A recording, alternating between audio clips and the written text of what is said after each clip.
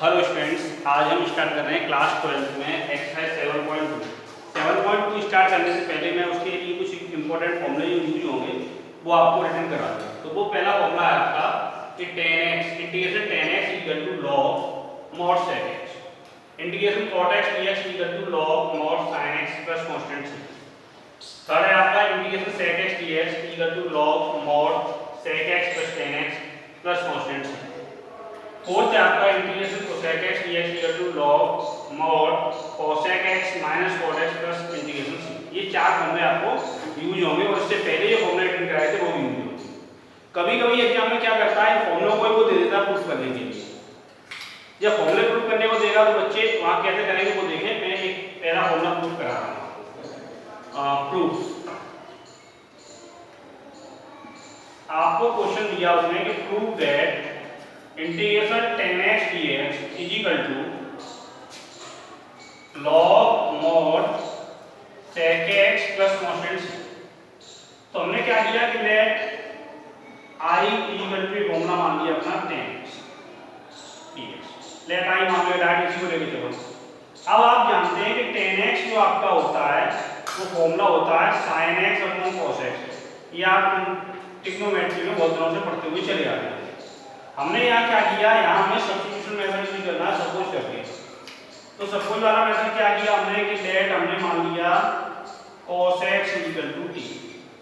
अब cos x का हमने डिफरेंशियल निकाला तो वो यहाँ होगा sin x dx equal to dt minus sin x dx equal to dt। ये इसका डिफरेंशियल होता है। हमें वैल्यू देखो sin x dx आपके पास है, ये नेगेटिव था इसलिए sin x dx equal to क्या हो जाएगा आपका माइनस dt। इस कंडीशन में जो आपका I चल रहा था, I क्या बनेगा, इंटीग्रेशन माइनस का साइन हमने आउट कर दिया उसे माइनस dt लिखेंगे, उससे बड़ी ये साइन से पहले आपका sin x dx है, वहां आप रिटर्न करेंगे dt और cos x आपने माना है t इसलिए वहां रिटर्न करेंगे आप t। तब आपको फॉर्मूला आ गया minus integration dt upon t। आपको जो फॉर्मूले लिखाए गए थे स्टार्टिंग में तो वहां आपसे लिखाया गया था dx over x equal to x plus constant, sorry गलत हो गया, आपको लिखाया गया था log mod x plus constant. ये फॉर्मूला आपको रिटर्न कराया गया है तो उस फॉर्मूले से आप यहां क्या राइट कर सकते हैं, माइनस log mod t और प्लस कांस्टेंट। अब देखिए t आपने क्या सपोज किया था, t आपने cos x सपोज किया था। आंसर आपको t की फॉर्मूला नहीं छोड़ना है क्योंकि आपका क्वेश्चन ही नहीं है t की फॉर्मूला, t तो आप सपोज करके चल रहे हैं। क्वेश्चन आपका x की फॉर्म में था इसलिए यहां आपको जो रिप्रेजेंट करना है वो t की वैल्यू को रिप्रेजेंट करना है। तो t आपका क्या है cos x प्लस कांस्टेंट, ये बन गया। अब आपको प्रूफ क्या करना था, sec x प्रूफ करना था। तो एक log की प्रॉपर्टी होती है log n की power n equal to n log n। तो अगर n log n लिखा तो इसको log n की पावर n भी आप रिटर्न कर सकते हैं। इट मींस दैट ये आपका हो जाएगा log mod cos x और इसकी पावर नेगेटिव। यहां से आपका क्या बनेगा log mod 1 upon mod cos x और प्लस कांस्टेंट ये आपका चलेगा। अब आप जानते हैं 1 अपॉन cos x क्या होता है, sec x होता है। तो ये हो जाएगा आपका log mod sec x plus constant ये आपका प्रूफ हो गया। तो क्या आंसर क्या आया आपका, integration tan x dx equal to log mod sec x plus constant. इसी टाइप से आप जो सेकंड वाला प्रूफ कर सकते हैं। वहां आपको क्या है cos x upon sin x, इसको तोड़ लेंगे cot x को और सपोज कर लेंगे sin x। ओके स्टूडेंट्स, ये आप राइट कर सकते हैं। ठीक है, अब मैं बात कर रहा हूं फॉर्मूला नंबर 3 की। फॉर्मूला नंबर 3 आपको क्या प्रूफ में दिया है, ये तो फर्स्ट पार्ट हुआ आपका, रिटर्न करें। अब मैं बात कर रहा हूं 3 की, 3 भी देखिए आप।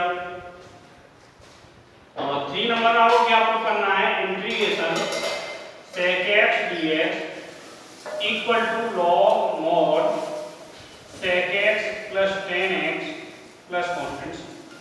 करने का तरीका वही, let I equal to integration sec x dx किया। हमने देखा कि sec x को हम बराबर cos x रिटर्न कर सकते हैं, इसके अलावा कुछ नहीं रिटर्न कर सकते। और cos x को सपोज करके भी अगर हम देखें तो कोई भी आपको बेनिफिट नहीं होगा। तो हमने इसमें क्या किया, इसमें एक नंबर लिया हमने sec x, तो आपके पास है ये sec x plus tan x, इसका नीचे मल्टीप्लाई किया और इसी नंबर का हमने नीचे भी मल्टीप्लाई कर दिया sec x dx।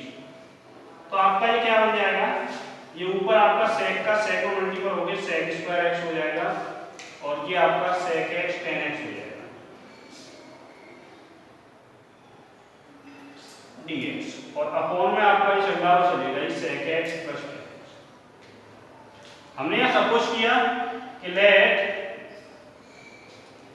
sec x plus tan x equal to t, तो sec x का डिफरेंशियल क्या होता है, sec स्क्वायर x होता है, सॉरी रॉन्ग, sec x का होता है sec x tan x, differential sec x tan x का आपका होता है sec स्क्वायर x पूरे का dx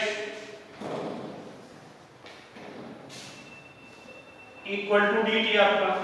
तो ये था आपका sec square x plus sec x tan x, ये sec x tan x sec square x dx बात एक ही है आपकी। तो ये क्या बन जाएगा, ये यहाँ बन जाएगा आपका dt अपॉन t। देख लीजिए यहाँ पूरा dt रिटर्न कर दोगे, यहाँ t रिटर्न कर दोगे। अब वही चीज निकल के आ रही है कि इसका जब dt है तो इसका फॉर्मूला मैंने आपको बताया था इंटीग्रेशन dx अपॉन x क्या होता है, log mod x plus constant c होता है, वो आप रिटर्न कर सकते हैं क्योंकि फॉर्म आपकी t के फॉर्म में आंसर आ रहा है, t फॉर्म तो एनी क्वेश्चन की क्वेश्चन फॉर्म x थी, तो उसको आपको t की वैल्यू यहां रिटर्न करनी पड़ेगी। तो t की वैल्यू क्या है, t की वैल्यू आपकी sec x plus tan x, ये आप यहां रिटर्न कर देंगे sec x प्लस कांस्टेंट्स। अब देखिए आपको क्या प्रूव करना था, integration sec x dx equal to log sec x plus tan x plus constants. तो ये इंप्लाइज आपका आ गया integration sec x dx equal to log mod sec x plus tan x plus constants, यही आपको prove करना था। अब इसी टाइप से आप क्या कर सकते हैं, इसी टाइप से क्वेश्चन नंबर जो 4 है आपका उसको आप आराम से प्रूव कर सकते हैं, फॉर्मूला नंबर 4। ओके स्टूडेंट्स,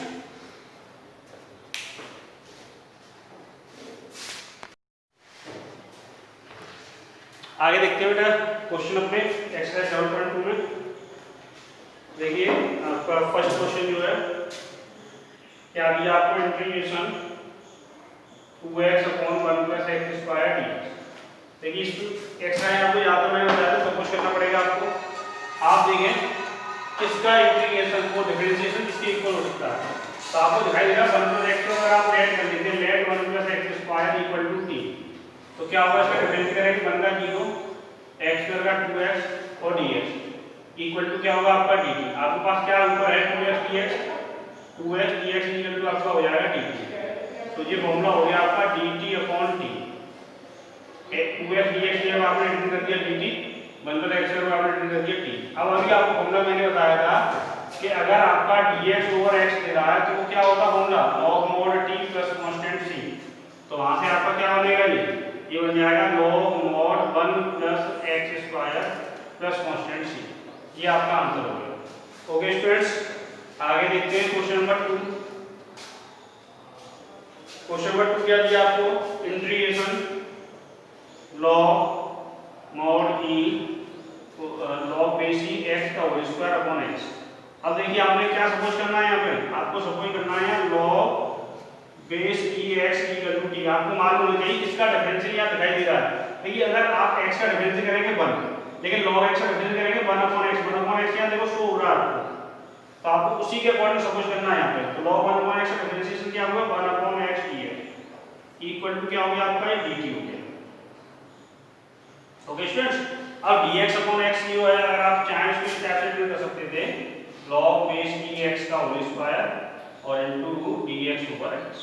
तो dx ओवर x है 1 ओवर x बात देखी है, तो यहाँ से जो आपका फॉर्मूला तैयार होगा कि क्या बन जाएगा x square t, sorry t square log x का होल स्क्वायर t मान लिया तो t स्क्वायर हो गया और dx अपॉन x या dt हो गया। यहाँ से आपका क्या बना, x स्क्वायर का फॉर्मूला ये बनेगा आपका t की power 2 plus 1 upon 2 plus 1 plus constant c, क्योंकि मैंने आपको फॉर्मूला बताया था x की power n dx equal to x की power n plus 1 upon n plus 1 plus constant c।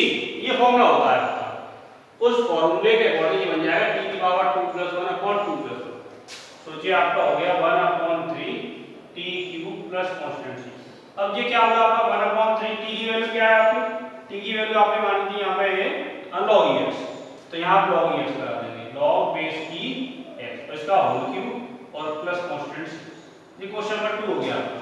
आगे देखिए क्वेश्चन नंबर 3। क्वेश्चन नंबर 3 के लिए आपको 1 upon x plus integration 1 upon x plus x log base की x dx।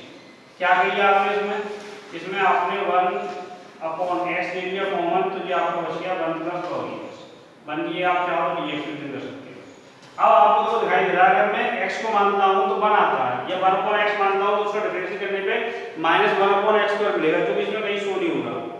अगर मैं 1 plus log x को सपोज कर लूं t के इक्वल, तो उसका डिफरेंशिएशन क्या होगा 1 अपॉन x dx, जो आपके पास है, तो आपका काम बड़ा आसान हो जाएगा। तो आपको बस यही करना है यहाँ पे कि लेट 1 प्लस log x, इस क्वेश्चन को सॉल्व करने के लिए बस यही आपको पहले देखना होता है कि हम किसको सपोज करें जिससे क्वेश्चन सिंपल हो।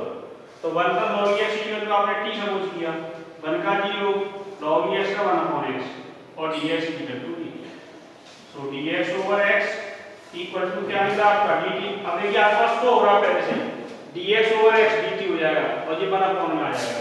इट मींस दैट ये आपका हो जाएगा 1 अपॉन t dt। अब 1 अपॉन t में आप पहले से ही आपको बता चुका हूं क्या होता है आपका log mod t plus constant c। तो log mod t क्या माना आपने 1 plus log x, 1 plus log x